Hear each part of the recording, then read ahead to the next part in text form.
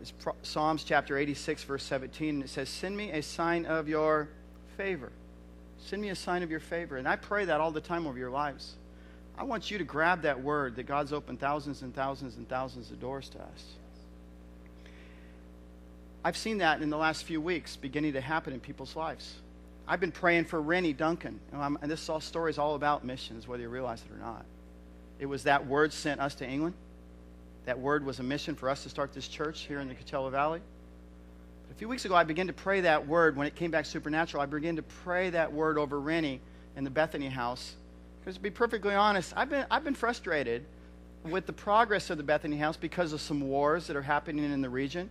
There's other nations that are in war and the world economy and getting quality workers and people to stay on the job.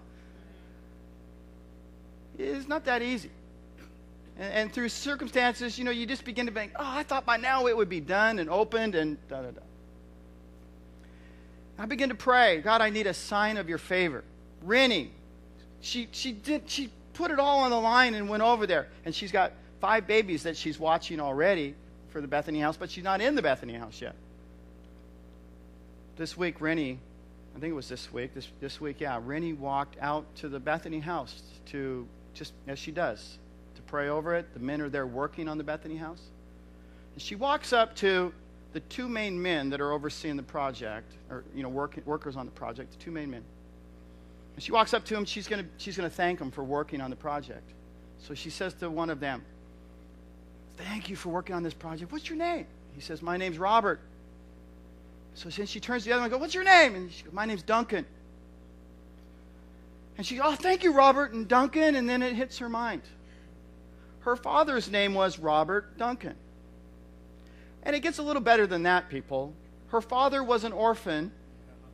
Her father was an orphan named Robert Duncan. And Rennie believed from childhood, or from young, that she was to go to Africa and work with orphans.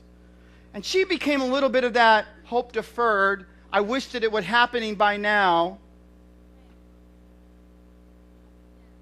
And can you see, and I've got to tell you, even since that moment, we're beginning to see this